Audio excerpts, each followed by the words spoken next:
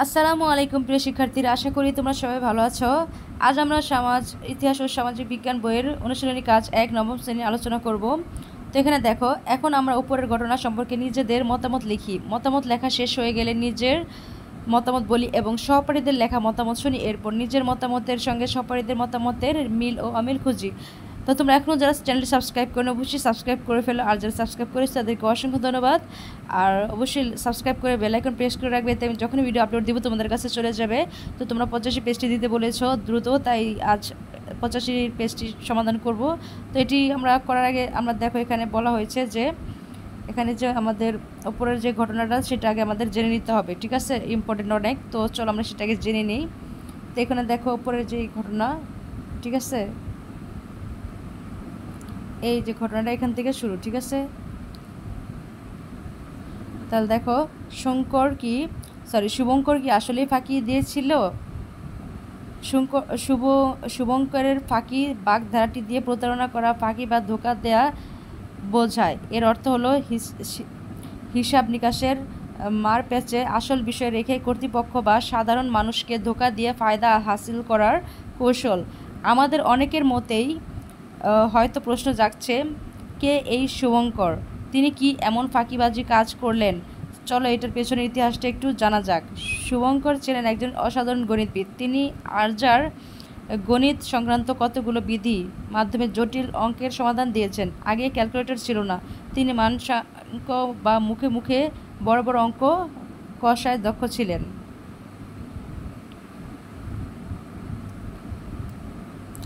1855 সালে ইংরেজ শিক্ষাবিদ ও ধর্মপ্রচারক রেভারেন্ড জেমস লং এর বক্তব্য ছিল, শুভঙ্করের ছন্দবদ্ধ সূত্রে গাঁথা সাধারণ গাণিতিক নিয়মগুলো গত 150 বছর ধরে প্রায় 40,000 বাংলা পাঠশালা মুখরিত করে রেখেছে।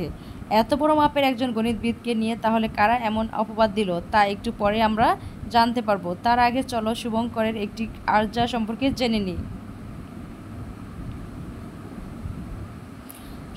সরোবরে বিকশিত কমল নিকর, মধুলবে এলো তথা অনেক ভ্রমর, প্রতি পদ্মে বসি ভ্রমর যুগল, অলিহীন রহে তবে একটি কমল, এক এক ভ্রমর বসে প্রতিটি কমলে, বাকি রহে এক অলি সংখ্যা দেহ বলে। এর অর্থ একটি জলাধারে কমল বা পদ্মফুল ফুটে আছে, সেখানে মধু সংগ্রহে কয়েকটি মৌমাছি বসলো, প্রতিটি পদ্মে দুটি করে ভ্রমর বসলো, এতে একটি পদ্ম ফাঁকা রইল। অন্যদিকে প্রতিটি পদ্মে একটি করে ভ্রমর বসলে বাকি একটি ভ্রমর ফাঁকা থাকে। তো আমরা ছোটো একটা অঙ্কের ডাক পেয়ে গেলাম। হ্যাঁ, এটা কিন্তু আমাদের একটা অঙ্কের ডাক, সেটা কি কবিতা আকারে ছন্দের আকারে দেওয়া আছে, ঠিক আছে? তো দেখো এখানে কি বলা হয়েছে, এই মানসাঙ্ক আধুনিক পদ্ধতিতে সমাধান করলে দাঁড়ায় পদ্ম সংখ্যা x এবং ভ্রমর সংখ্যা y হলে y = 2 × x - 1, এটাকে আমরা সমীকরণ 1 ধরেছি, এবং y = x - 1 সমীকরণ 2 ধরেছি আমরা। তাহলে সমীকরণ 1 ও 2 নং সমাধান করে পাই x = 3 এবং y = y = 4, ঠিক আছে? তো আমরা এটা পেলাম। এখন দেখো, অর্থাৎ সরোবরে 3টি পদ্ম ও 4টি ভ্রমর ছিল। এভাবে তিনি ছন্দের তালে তালে গণিতের সমাধান করতেন। তার লেখা 36 কারখানা নামক পুস্তকে 2000-এর মতো এরকম শ্লোক ছিল। এতে অনেক ফার্সি শব্দ আছে। 1757 অব্দে পলাশী যুদ্ধের আগেও বাংলার ছাত্ররা শুভঙ্করের আর্যা পড়তো বলে জানা যায়। খুবই মজার কিন্তু বিষয়টা, ঠিক না? আমরা আজকে এটা না লিখলে জানতামই না। ইংরেজরা এ দেশ দখল করার পর ইংরেজি শিক্ষায় মোহগ্রস্ত শিক্ষিত ব্যক্তিগণ নিজের দেশের শিক্ষা ব্যবস্থার বিরুদ্ধে সোচ্চার হন। নিজেদের ভালো জিনিসকে বিসর্জন দিয়ে বলতে থাকেন, শুভঙ্কর ফাঁকি দিয়ে বা গোজামিল দিয়ে অঙ্ক মেলান। সেই থেকে প্রবাদ হয় শুভঙ্করের ফাঁকি। কয়েকশো বছর পরে এখন ঐতিহাসিক গবেষণায় উঠে এসেছে তার অসাধারণ মেধা এবং বাংলার গণিতে তার অবদানের কথা। ঢাকা ও কলকাতার বেশ কয়েকটি পত্রিকায় এ নিয়ে প্রতিবেদন প্রকাশিত হয়েছে। সংগৃহীত মোহাম্মদ মাহমুদুজ্জামান, অ্যাসোসিয়েট ফেলো, রয়্যাল হিস্টোরিক্যাল সোসাইটি, মানব জমিন, ঈদ সংখ্যা 2023। তাহলে দেখো এখন আমাদের অনুশীলনী কাজটা আমরা করে ফেলি। এখানে এরপর নিজের মতামত, এখানে আমাদের মতামত দিতে বলেছে, ঠিক আছে। তো আমরা মতামতগুলো চলো মতামতে চলে যাই। তাহলে আমরা উত্তরপত্রে চলে এসেছি। দেখো সমাধান। অনুশীলনী কাজ 1, মতামত 1। প্রাচীন বাংলার এক বিখ্যাত গণিতজ্ঞ শুভঙ্কর, যিনি পাটিগণিতের রচয়িতা ছিলেন।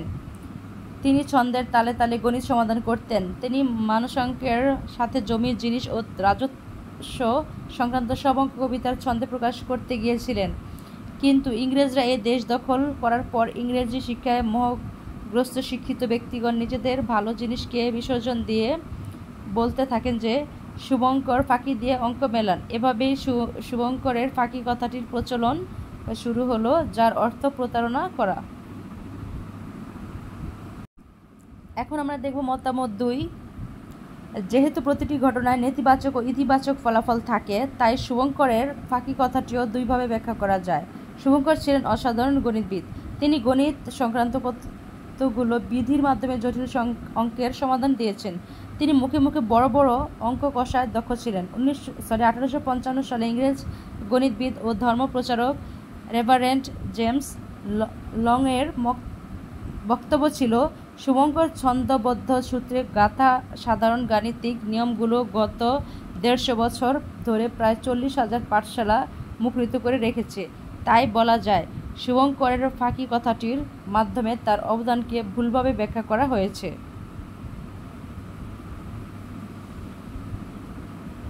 কারো ভালোই কেউ দেখতে পারে না, এটাই হচ্ছে সমস্যা। তো আমরা অনুশীলনী কাজ 1 করে ফেলেছি, ঠিক আছে। 85 পেজ, এটা আমাদের কমপ্লিট হয়ে গেছে। তো তোমরা যারা রিকোয়েস্ট করেছিলা, তোমাদের জন্য এটা কমপ্লিট করে রাখলাম। তো আমরা নেক্সট ক্লাসটি করব, ঠিক আছে। তো ওই নেক্সট ক্লাসটির জন্য তোমরা অবশ্যই করে লিঙ্ক করে রেখো আগে থেকেই। তো আজ এ পর্যন্তই, আমাকে বিদায় নিতে হচ্ছে। সো তোমরা সবাই ভালো থেকো। আল্লাহ হাফিজ।